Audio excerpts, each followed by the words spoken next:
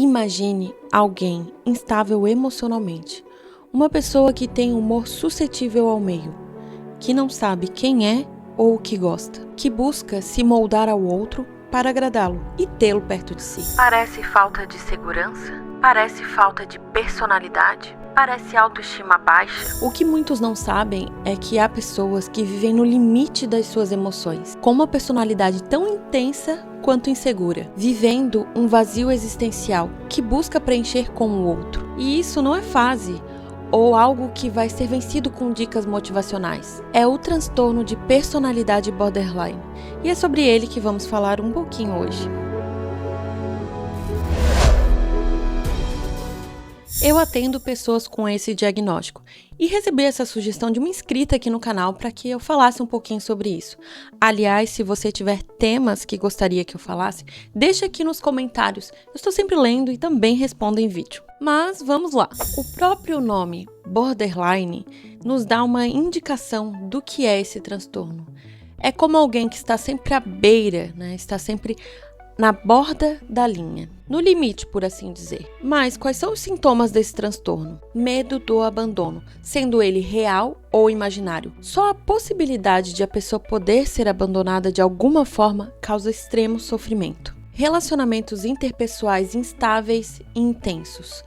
Eles vão oscilando entre uma desvalorização e uma idealização.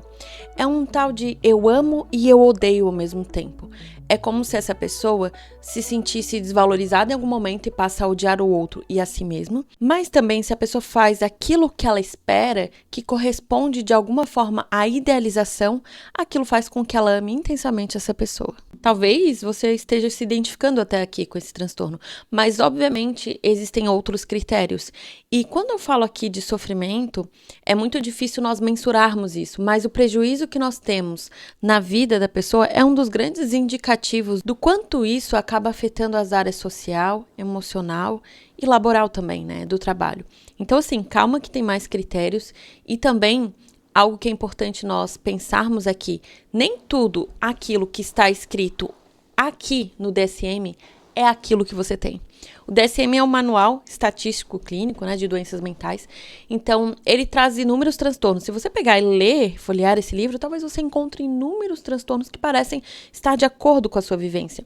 Mas é claro que você precisa buscar um profissional que possa realmente te dar o diagnóstico claro e, se for necessário, fazer o tratamento medicamentoso e terapêutico. Já estou fazendo essa pausa aqui porque eu sei que muitas vezes quando nós falamos de sintomas, é como se nós puxássemos, encaixássemos ele. Quando a gente fala de sintomas, muitas vezes é um grande alívio saber que tem nome para aquilo que nós sentimos e passamos, mas nem sempre aquilo que nós temos precisa ser um transtorno.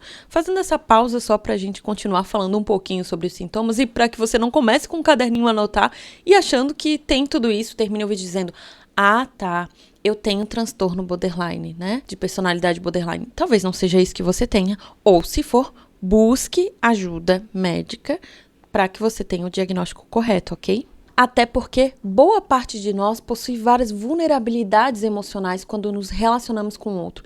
Isso nem sempre está ligado a um transtorno específico, mas sim ao nosso modo de funcionamento e às nossas crenças centrais que são construídas lá na infância. Mas a gente vai abordar um pouquinho mais sobre isso em outro vídeo.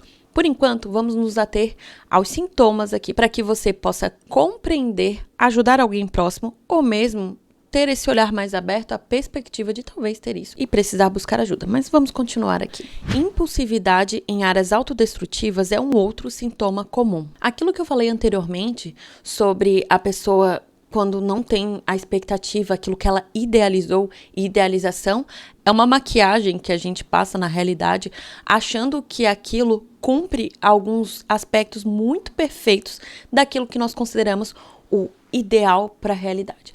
Mas, quando a gente não tem isso cumprido, quando alguém com transtorno de personalidade borderline não tem isso atingido, a pessoa acaba tendo uma raiva excessiva com o outro e consigo mesmo. E esses comportamentos autodestrutivos, eles estão muito relacionados e ligados a isso. E podem aparecer por meio de compulsões, direção perigosa, automutilação também, infelizmente, ideias de morte, né? Então podem vir vários sintomas relacionados a isso, a autodestruição mesmo, né? Coisas que vão prejudicar a si mesmo. Algo muito característico de quem tem transtorno de personalidade borderline é esse vazio existencial crônico. Não é simplesmente aquela crise que nós temos de vez em quando começamos a olhar para a vida, às vezes não vemos muito sentido. Isso pode acontecer com todos nós em alguma fase da vida, em algum momento. Mas uma pessoa com transtorno de personalidade, ela tem isso sempre. Ela vive um constante vazio que ela busca estar sempre preenchendo de alguma forma, principalmente com o amor do outro. Então é algo que traz bastante sofrimento. E, infelizmente, é muito comum para quem tem esse transtorno. E é algo que traz um comportamento muito estereotipado.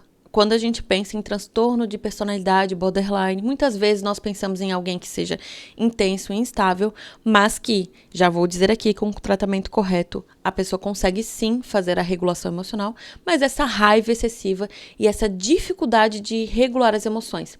É como se a situação que ocorre provoca emoções que são intensas demais, que nem sempre correspondem à realidade, entende?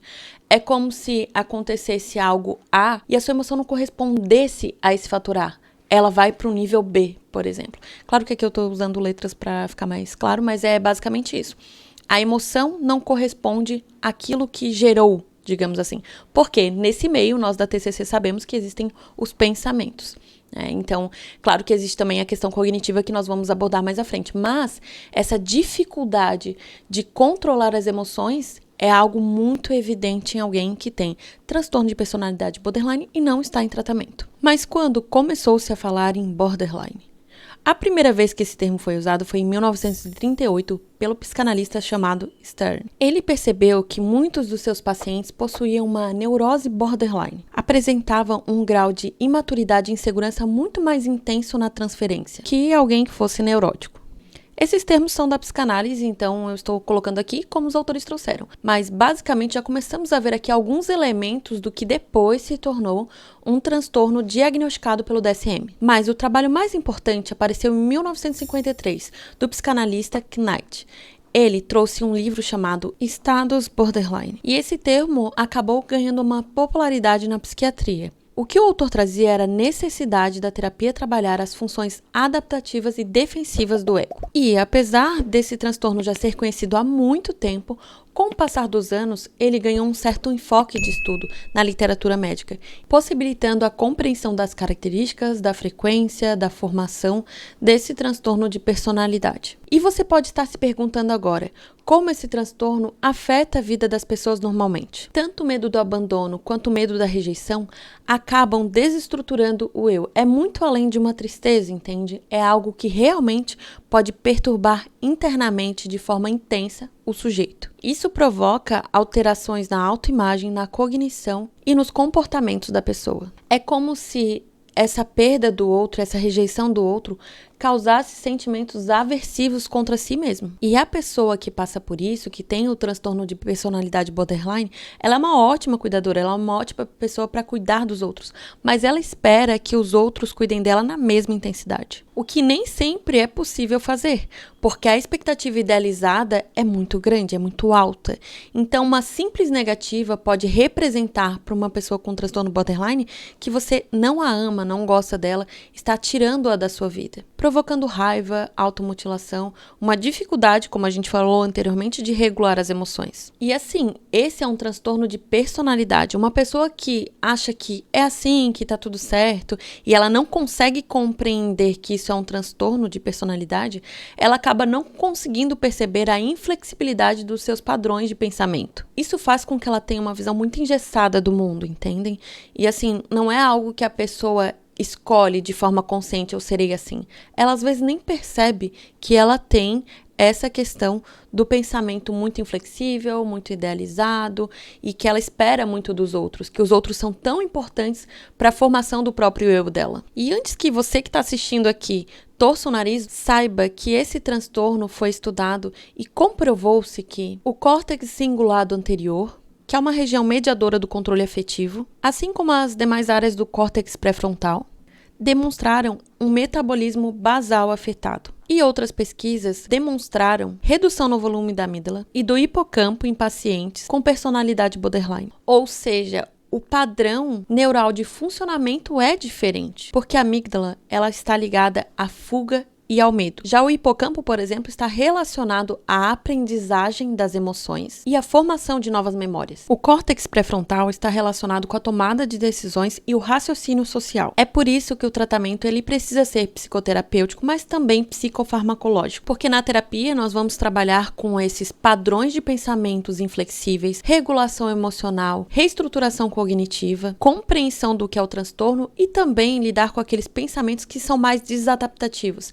que são aqueles pensamentos automáticos que vêm como uma distorção cognitiva da realidade. Não sei se ficou claro até aqui, mas basicamente compreender o que é o transtorno de personalidade borderline, aprender a lidar com as próprias emoções e com os pensamentos intrusivos que vêm e acabam moldando a forma como você enxerga a realidade, além de, é claro, o tratamento farmacológico para que você consiga lidar melhor ainda com seus padrões comportamentais, vai fazer com que você tenha uma melhor qualidade de vida, mesmo que esse transtorno seja de personalidade. Mas assim, como é que se desenvolve o transtorno de personalidade borderline? A pessoa nasce com isso, ela desenvolve a partir do meio.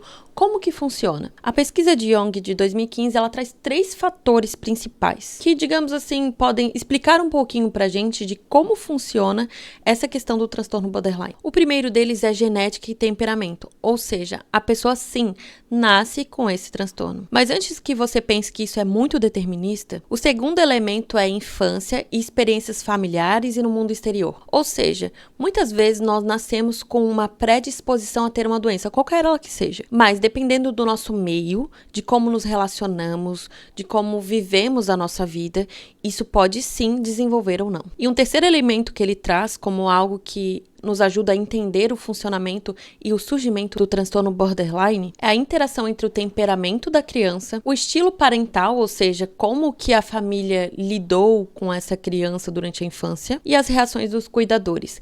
Aqui, de novo, eu quero fazer um parênteses rápido. Como é importante a nossa infância. Por isso que na terapia a gente vai começar com aquilo que está mais atual, mas a gente acaba, de certa forma, voltando à infância em algum momento. Porque se você parar para pensar, as nossas crenças se formam lá atrás e a gente vai reforçando ou refutando essas crenças que temos sobre nós mesmos. E no caso aqui do transtorno borderline, por mais que tenha um fator genético importante, o meio muitas vezes pode nos ajudar a desenvolver ou não. E o autor desse estudo até traz que alguns pontos importantes no ambiente familiar para que isso se desenvolva são a negligência e o abuso físico, emocional e até sexual. Isso também não pode ser visto de uma forma determinista. Então, toda pessoa que tem um transtorno borderline teve um ambiente familiar repleto de abusos? Nem sempre. A própria instabilidade emocional dos cuidadores, dos pais, pode sim influenciar. Isso aqui, tá, gente, não é para culpabilizar o pai e a mãe, mas só para ressaltar a importância de um cuidado com as crianças. Acredito que até aqui ficou claro o que é o transtorno borderline, quais são os principais sintomas e também o que pode, de certa forma, causar, digamos assim, né? Eu não gosto muito dessa palavra, mas são as contingências do meio internas que podem fazer com que nós tenhamos esse transtorno. Mas como ajudar alguém que tem esse diagnóstico? Ou até mesmo se você tiver esse diagnóstico. Bom, um primeiro ponto é, você sabe que há uma dificuldade em lidar com as emoções. Então, nós precisamos entender quais são os padrões de pensamento que geram essas emoções. Então, ter autoconhecimento é o primeiro passo. E isso eu falo aqui porque eu sempre vou reforçar para qualquer coisa. Ter autoconhecimento é fundamental. Mas nesse caso, é mais ainda. Entender pensamentos que nos levam a pensar em preto e branco como 2 padrões estáveis que não há nuances entre eles, faz com que nós tenhamos essa compreensão de que temos pensamentos inflexíveis. E flexibilizar esses pensamentos por meio do questionamento deles é um ponto crucial para que você consiga lidar melhor com as suas emoções. E também, quando você tiver uma emoção muito intensa, compreender, olhar para o meio, olhar ao seu redor, entender o que fez você estar nesse padrão de emoção intensa. Muitas vezes, ao longo do dia, a intensidade dessa emoção vai aumentando, até o copo transbordar. Então é importante ter esse autoconhecimento para ver os gatilhos, ver os seus pensamentos, compreender, ver a situação por outros ângulos, conseguir ver uma nova perspectiva. Isso tudo pode ser trabalhado em terapia. Um outro ponto é que a solidão é um dos maiores medos que esse transtorno traz. Então, entender quem você é e o que você gosta, você pode começar a escrever um pouco mais, né? Ter ali relatos do seu dia, compreender aquilo que faz com que você se sinta melhor, né? Trazer isso para sua realidade é muito importante, porque você começa a perceber que consegue sim ficar bem sozinho. É um processo bastante lento, mas é essencial. E claro, buscar ajuda. Eu sei que às vezes é difícil nós buscarmos ajuda porque achamos que tá tudo bem, que a gente tá conseguindo lidar com isso. Eu sempre vivi assim, então por que eu preciso de ajuda nesse momento? Mas identifique as suas perdas sociais. As pessoas costumam se afastar de você, seus relacionamentos são intensos, porém curtos demais. Você tem dificuldades em manter amizades? Isso pode te impulsionar a buscar ajuda, mesmo que você ache que não precise. Olhe para as evidências da realidade e não para a forma como você se sente com relação a ela. Mesmo que pareça que está tudo bem e eu consigo levar, você pode ter muito mais qualidade de vida. E qualidade de relacionamentos também. Talvez nesse momento você entre em desespero, porque você perceba o quão desgastante isso tudo tem sido. Mas saiba que você pode investir em você mesmo, você pode buscar conhecimento e buscar auxílio e ter uma melhoria significativa na sua vida. O tratamento vai te ajudar, sem dúvida, a lidar com isso. Espero que esse vídeo tenha te ajudado a entender um pouquinho mais sobre o transtorno de personalidade borderline. Quero agradecer aqui a sugestão de conteúdo e se você gostou desse conteúdo, se inscreva também aqui no canal, deixe um comentário e envie para alguém que vai se beneficiar com esse conteúdo. Espero vocês no próximo vídeo e até mais!